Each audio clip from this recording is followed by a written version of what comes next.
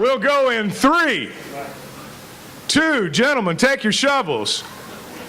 1. All right.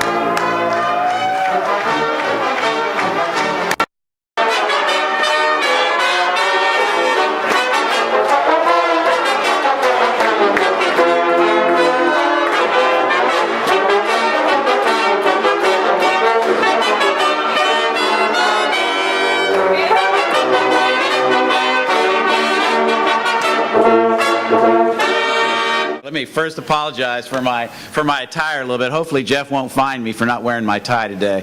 All right, but I think it was about an hour ago I got up and I was out shoveling snow because both of my vehicles are stuck in my neighborhood, and I didn't think that I was even going to be able to make it into this event. So I'd like to thank Dr. Rhoda Brezzo back here in the back, all right, for coming to my aid. She jumped in her car and got me in here for the ceremony, so I'm being chauffeured today. And I apologize for my wife, Nikki, who's also on my staff, not being here today, but she had instructions to shovel the car out while I was gone, okay? So hopefully she'll have that all ready for us because we need to make it back for a basketball game today. I'm going to try to be pretty short, one, because I think it's pretty cold in here and everybody needs to get indoors too. Jeff and Dr. Gerhard already stole, I think, everything I said, so I'd probably be repeating things. But I'd like to thank everybody involved with this. I'd like to thank Chancellor Gerhard and Jeff for having the vision to do this. I'd like to thank everybody who is going to be a part of this. I know we've already had several donors step forward, not only for this facility, but for the academic facility. And I know we're going to have many more step forward, so I'd like to thank all of you for believing in this dream. Believe me, this dream isn't about me. It's about our student athletes, our future student athletes. They're the ones that are really going to benefit from this. You know, this whole facility thing, I'm going to echo a little bit about what Jeff said. There have been some naysayers out there wondering why athletic departments feel the need to step forward and build these multi-million-dollar facilities. And for recruiting and for glitz and things like that. There's all kinds of reasons and excuses that they use why these facilities are built. But the bottom line is this is to enhance the student-athlete's experience. Some of you can't remember this, you're not old enough, but I remember a day going back maybe 30, 40 years ago when Title IX first came into the law, and at that particular time, not only was it men's and women's basketball sharing a facility, but it was men's, women's basketball, wrestling, volleyball, and even on a day like today, late in the football season, if we had this kind of snowfall and there wasn't an indoor practice facility, the football team would come in and they would overtake the basketball facility. And so it's been difficult over the years. So this has been like a 20, 30-year process, I think, for athletic departments and universities to have the ability to upgrade their facilities in order to enhance the experience. There's two things that I know about our fans and about our boosters out there. There's two things they want to see happen. They want to see our athletes graduate, and they want to see our athletes win and perform. And this facility is going to give us the opportunity to do both. It's going to give us the ability for our student athletes to graduate on time in 4 years, not have conflicts with practice. A lot of people don't even realize this, and I want to thank Mike Anderson as well, because he has been a great partner. Being at a place that does not have this type of facility, we have to work very, very hard together on our scheduling to make sure that not only my athletes but his athletes are taken care of in terms of their class schedules. And that's a great, great challenge. And not having a great partner like Mike Anderson has made that a lot easier for me the last few years, and it will make it easier for the next 18 months until this facility is completed. But it's going to enhance our kids' ability to graduate, schedule, and I know our fans want to see that. And secondly, it's finally going to get us up to par with all the other schools and the SEC and the BCS schools around the country, because it's going to allow our student athletes to work around their schedules, come in, work individually, work with coaches, enhance their skills, become a better basketball player, which will make us a better team, which will help us go out and win on the court. So those things are really, really important, and I think the academic side gets overlooked a little bit. So once again, I'd like to thank all of you guys for being here. I know we want to get through this ceremony so you guys can get indoors, and hopefully my car is going to be shoveled out of the snow by the time I get home, all right? Thank you very much. Typically on game days, I don't do a whole lot of things. I try to focus in on it.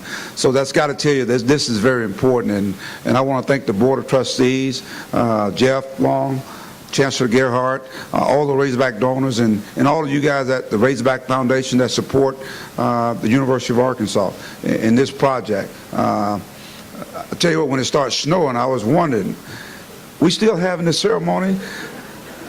And then I found out this morning, yeah, we are. I said, well, heck, I better get me an ice pick or something. I don't know if we're going to use a shovel. I'll use a shovel snow out of my garage, off my driveway yesterday. But the former players, you think about it 20 years ago, guys, we went from Barnhill to Bud Walton Arena. And look all the things that took place. And so as I look around and I see former players, and you know, Dr. Counts, Valentine, Scotty Thurman.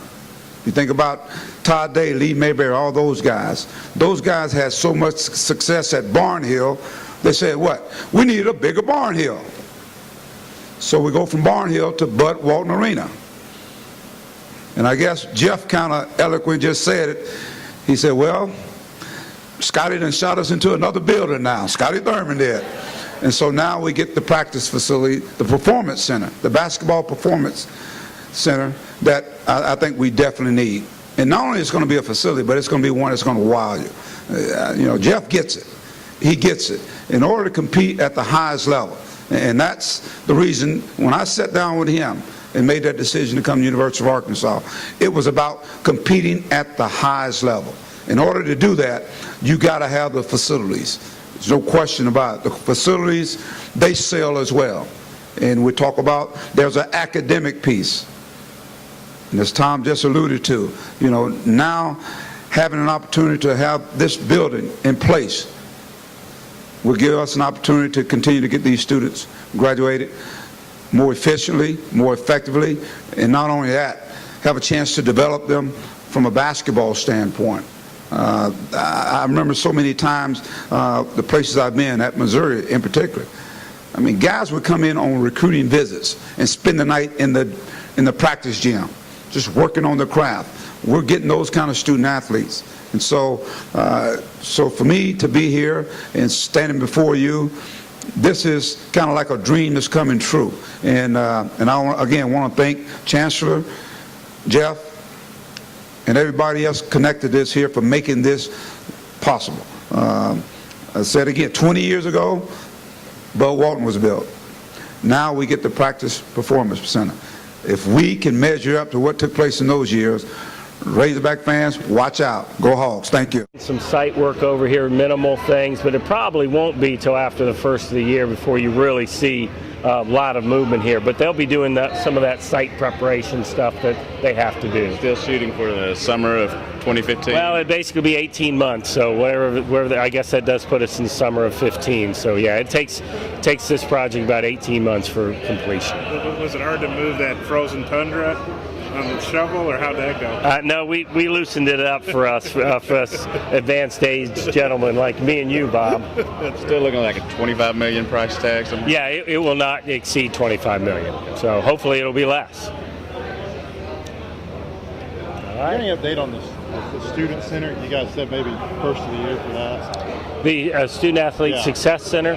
No, again, we continue to raise funds for that project as well as this one and the baseball track facility. So, no, but I think sometime after the first of the year we'll be in position to hopefully break ground on that as well. Are you guys looking to get naming for this building, like from a big donor? Well, absolutely. So, you know, this is certainly a signature facility on our athletic campus and really on our university campus. And certainly we would welcome someone who, you know, believed in our program and felt strongly enough to make a strong enough commitment to have a name on a facility. We would certainly welcome that. Do you think that there's a chance that could happen? Well, I'm hopeful. Yeah. It hasn't happened yet, or we would have announced it today, but I'm very hopeful. I realize it's ceremonial, but is this placement of this tent about where it's going to be? Yeah, we're in this facility. This is a piece of property that we will build the facility on. It'll have some symmetry with the opening of the Bud Walton Arena, but you know, we kind of line that. It'll be a little bit offset from that, but yeah, we're in the general area of the facility right as we stand. A year from now, you probably won't be able to do something like this because you'll have to be